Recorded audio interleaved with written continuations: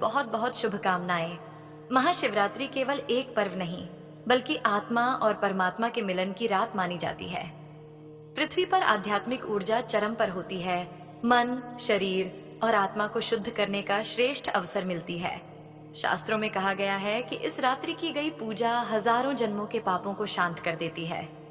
और जो व्यक्ति महाशिवरात्रि की कथा श्रद्धा से सुनता है, उसके जीवन के दुख स्वतः शिव के चरणों में समर्पित हो जाती हैं। प्रिय साथियों, कथा को अंत तक अवश्य सुने। ये कथा है उस समय की जब धरती पर धर्म की ज्योत कभी मध्यम होती तो कभी प्रखर, जब मानव का हृदय पीड़ा से भर जाता और उसे कहीं कोई सहारा न मिलता। ये गाथा है एक ऐसे ही भक्त की जिसकी भक्ति को संसार ने ठोकर मारी, पर महादेव ने अपने हृदय से लगाया। हाय रे दुर्भाग्य, वो जिस दिन की प्रतीक्षा में सारा संसार हर्षोल्लास से डूबा था। मंदिरों में घंटों का निनाद गूंज रहा था।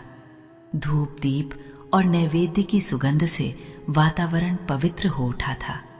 उसी दिन दीन बंधु नामक एक प्राणी अपने जीवन के सबसे गहरे अंधकार में डूबा था। महाशिवरात्रि का पावन पर्व, पर दीन बंधु के लिए ये पर्व नहीं, उसके टूटे हुए हृदय पर एक और घाव था। वो दीन था, अनाथ था और था अत्यंत गरीब। उसके पास न फूल थे, न दूध, न बेलपत्र, न कोई धतूरा।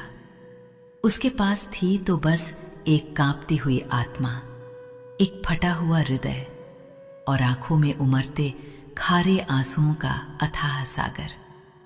उसका नाम दीन बंधु था, पर उसका न कोई बंधु था, न कोई सहारा। गांव के बाहर एक टूटी फूटी झोपड़ी में वो अकेला रहता, जो शायद ही उसे तूफानों से बचा पाती। भूख उसकी नित्य सहचरी थी और अपमान उसके जीवन का दूसरा नाम। गांव में जब भी कोई पर्व आता, लोग उसे और धिक्कारते। अरे ये अपशकुनी कहाँ से आ गया? कोई चिल्लाता। हटो हटो, इसकी काली सूरत देख ली तो दिन बिगड़ जाएगा। कोई दुकान वाला उसे अपने पास भटकने भी नहीं देता। उसके शरीर पर मैले कुचैले फटे पुराने वस्त्र थे, जो शायद ही उसके तन को ढक पाते थे। बाल बिखरे हुए, आंखें धसी हुई और चेहरा भूख व पीड़ा से जुर्रीदार।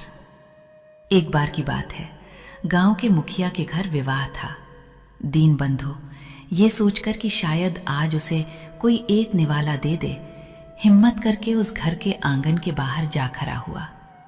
उसकी आंखों में आशा की एक हल्की सी किरण थी, पर मुखिया के बेटे ने उसे देखते ही एक लकड़ी उठाई और जोर से चिल्लाया, भाग जा यहां से मनहूस, तेरी वजह से हमारा शुभ कार्य बिगड़ जाएगा। हट जा, नहीं तो हड्डी पसली एक कर दूंगा।